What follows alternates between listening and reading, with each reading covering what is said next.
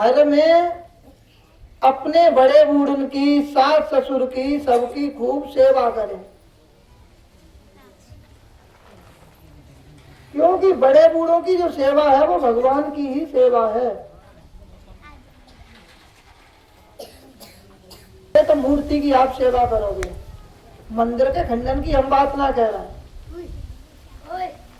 वो मंदिर वाली मूर्ति पता ना कब खुश हो गई, आशीर्वाद देगी ना देगी।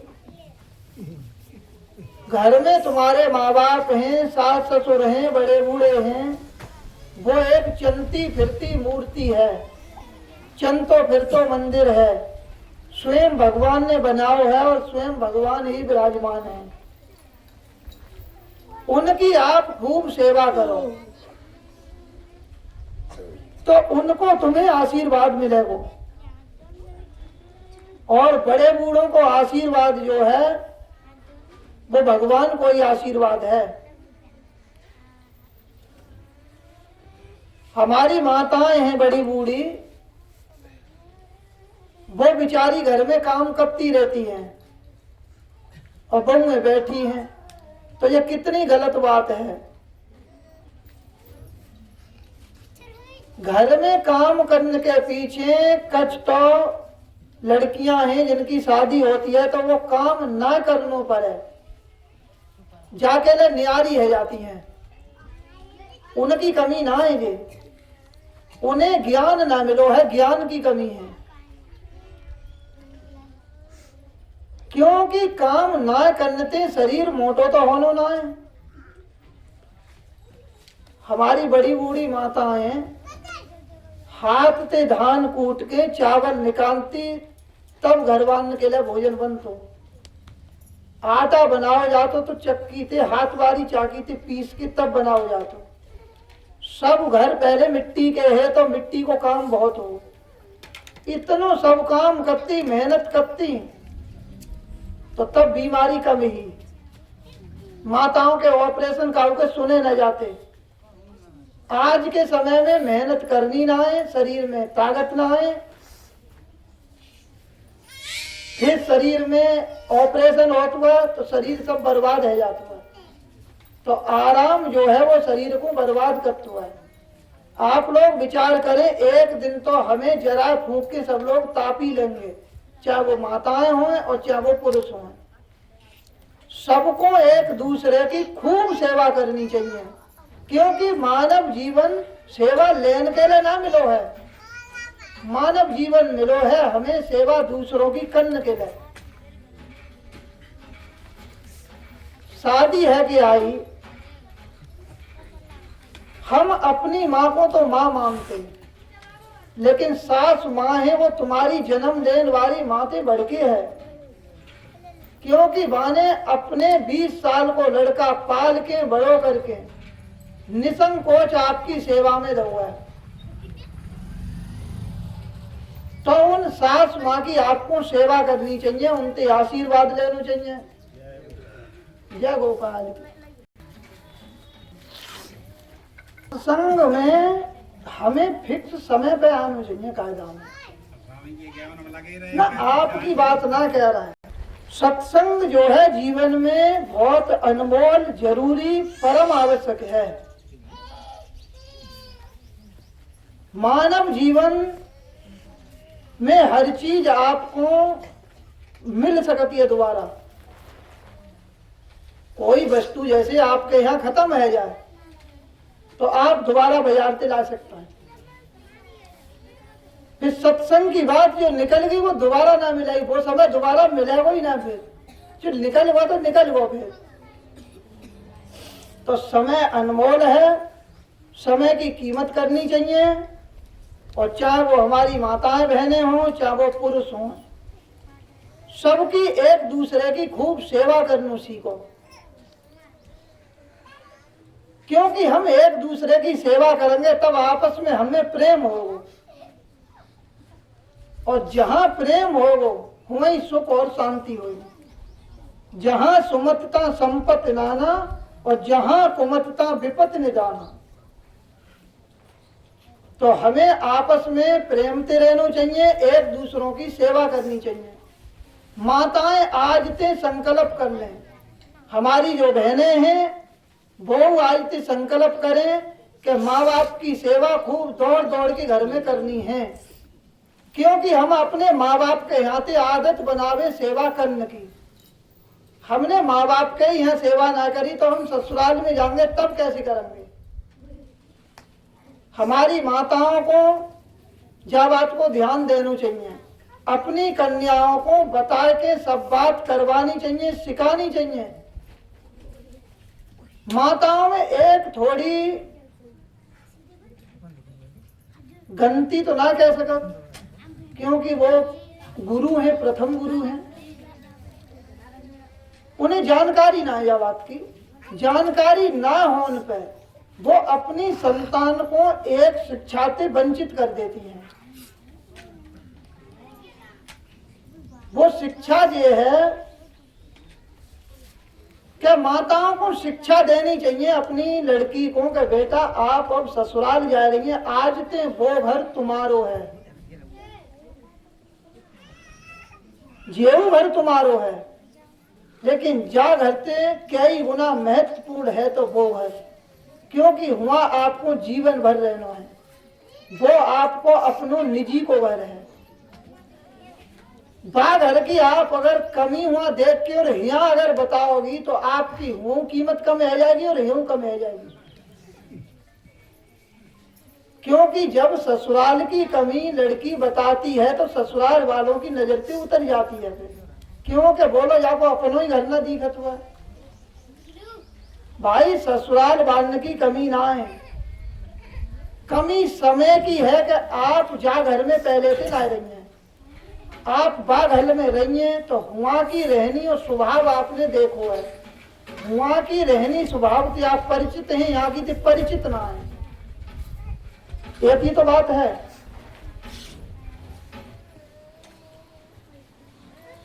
तो लड़की को सिखानी चाहिए कि आप वहां की रहनी स्वभाव में ढलो, वहां की पद्धति और परिस्थिति में ढल के रहो।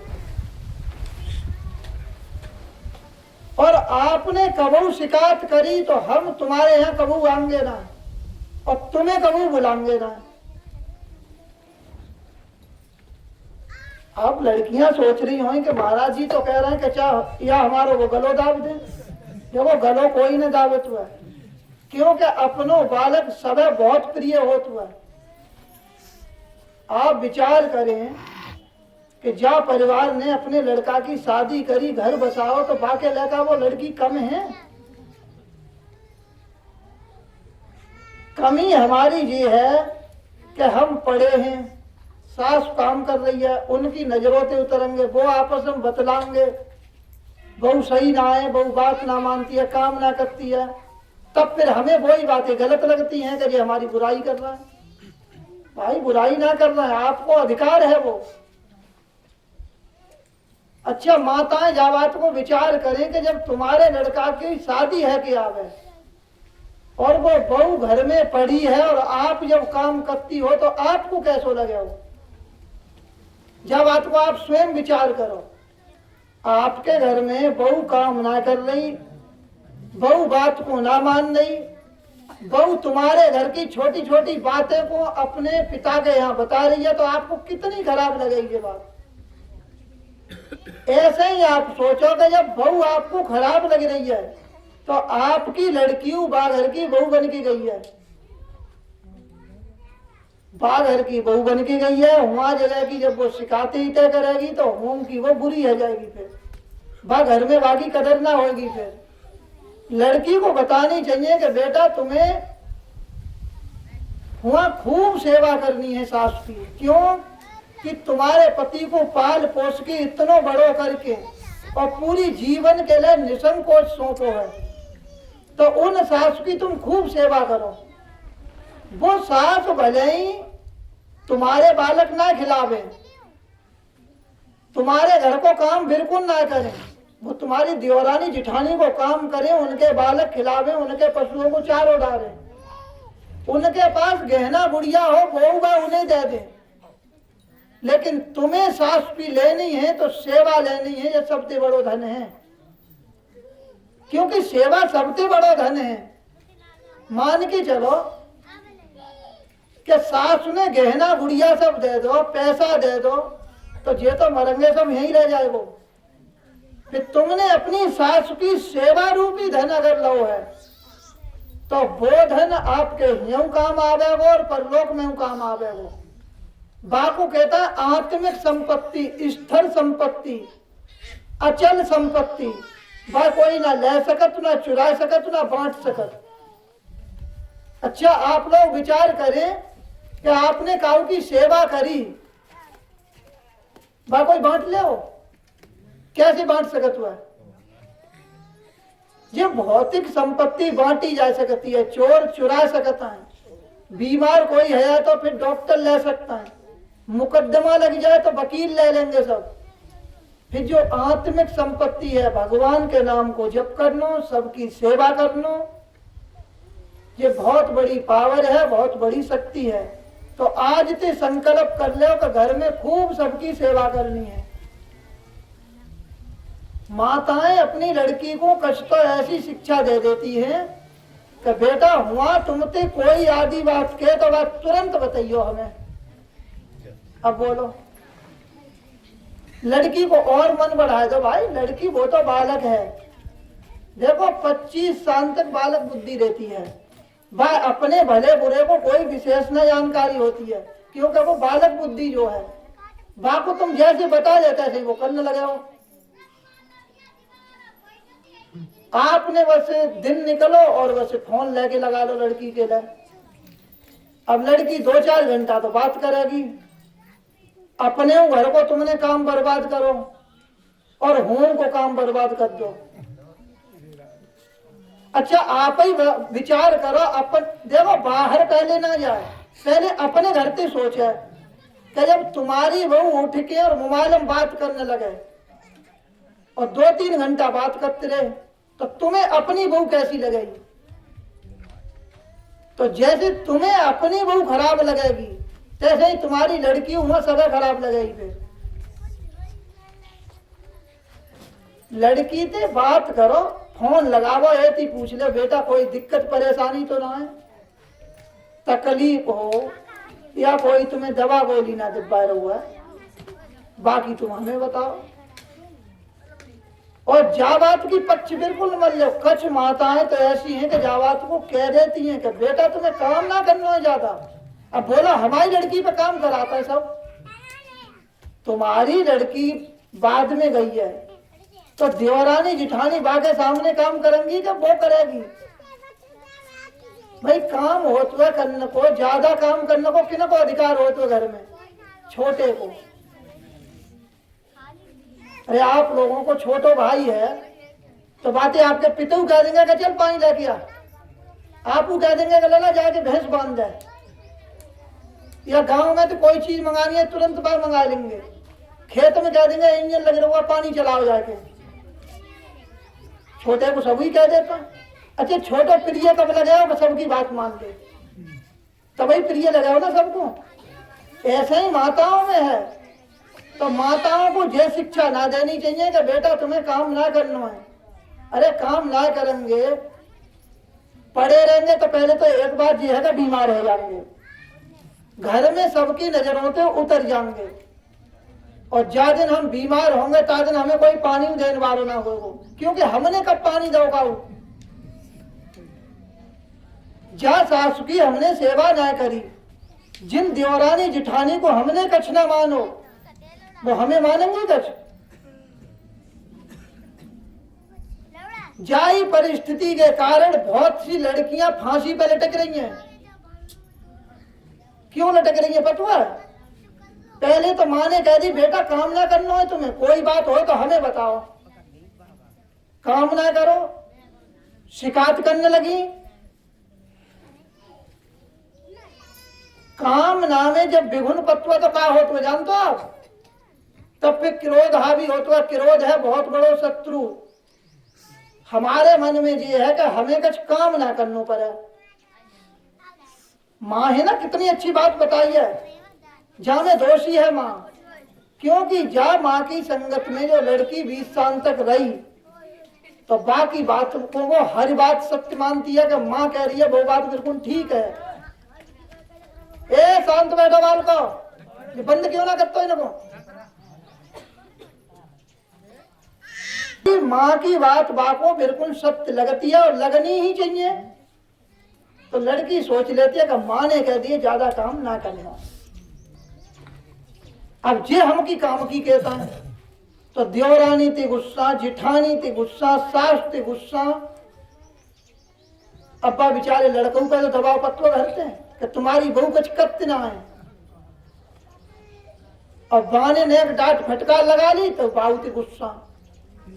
अच्छा जा घर में अब कोई ना रो, सबते लड़ाई है गई, मन लगाओ फिर वहां ना लग सकत। तब वो लड़की अपने माँ बाप के यहाँ पहुंचती है।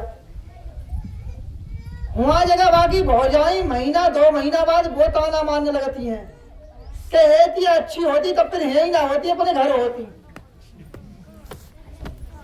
अब हूं काऊ की अच्छी ना रही। अब कामना उनकी कौन सी बन गई कि हमें काम ना करना पड़े, हर समय मोबाइल चलावे बड़ो बारो, बढ़िया ब्रांडेड कपड़ा होने चाहिए हमको। मन में कामना है आराम की, कामना है मन में सम्मान की। ना तो सम्मान मिल लो, ना आराम मिल लो, ना कोई तारीफ करने वालों है। अब मन में क्रोध सवार है वो, और क्रोध करे जी में धर्म ही दूरी। क्रोध उठा के फांसी पे लटका दे, क्या बनता है बेपतवा है, फिर बन जाता भूत। क्योंकि जहाँ मनुष्य ने, चाहे वो हमारी माताएं हों चाहे पुरुष हों, जिन मनुष्यों ने मानव तन की कीमत कदर ना करी उन्हें दोबारा मानव तन ना मिलता है। फिर वो परेत योनि में चले जाता है हजारों वर्षों तक। परेत पानी भरो हो, गंगा जी के किनारे पे हो तब वो पानी ना पी सकत, क्योंकि वो बिना दे खा ही ना सकत।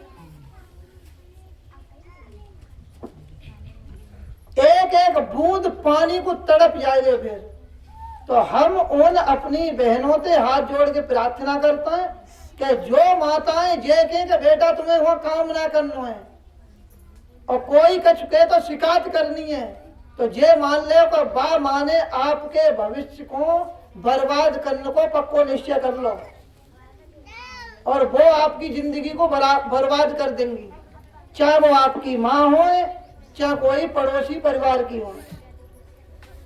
तो आज हमने इतनी बात बता दी, काफी बता दी। जब एक दिना में सब बात ना बढ़ाई जा सके, क्योंकि बहुत काल करियो सत्संगा तवई हो सब संशय भंगा। सत्संग बार बार सुनना चाहिए, अधिक से अधिक समय सत्संग में देना चाहिए। महीना की प्रत्येक 11 तारीख को सत्संग बेचे नंगला आश्रम में होता है।